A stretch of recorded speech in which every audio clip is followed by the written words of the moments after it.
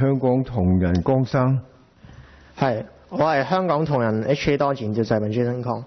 今次諮詢文件咧就為求方便統一啦，所謂就將二次創作就收窄定義為戲仿，我覺得呢樣嘢係削足適履，即係話你為咗着對鞋嚟去斬咗腳趾。同人可以界定為一種衍生創作，但係咧亦都係受呢個版權修訂嘅影響，難以納入呢個諮詢文件所謂嘅戲仿。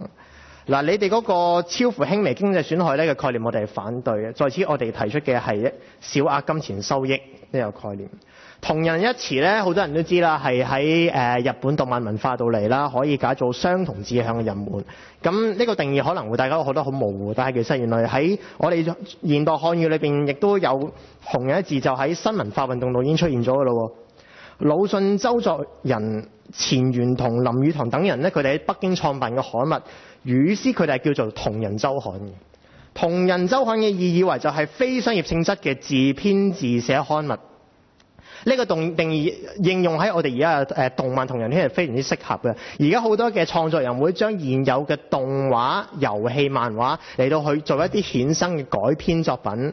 咁而咧往往就會喺一啲特賣場上邊咧就有一啲涉及金錢利益嘅一啲刊物嘅交換啦。咁你去買嘅人咧，你一定會睇個原作，你先會中意佢嘅衍生創作噶嘛。你唔會話有兩個角色嘅外篇故事，但係我連原本嗰套嘢都未睇過喎，或者呢個角色同呢個角色嘅愛情故事咁樣，咁我去做一啲新言，咁所以往往做呢啲創作買同埋賣都係基於對作品嘅喜愛，而且都係對原作作品嘅熟知。呢類咁嘅同人作品咧，往往係可以帶動到原作嘅話題嘅風氣同宣傳作用嘅。咁好多版權人就將呢個版權同埋金錢收益就嚟掛鈎啦，就話你好多地區發展就因為有版權，所以就賺到好多錢。咁甚至有講就係話香港嘅創意式微係因為版權得唔到保障。對唔住，香港嘅創意式微其實有好多種嘅原因啦，包括寡頭壟斷啦，包括你新人冇出路啦。咁而家嗰個資訊嘅形式係改變緊嘅。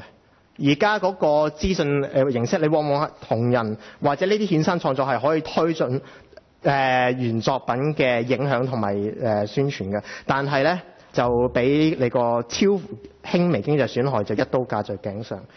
你點可以將呢個衍生創作同損害掛鈎咧？介乎是否侵權唔應該只係睇商業性質，仲要睇個意圖同埋轉化性㗎嘛。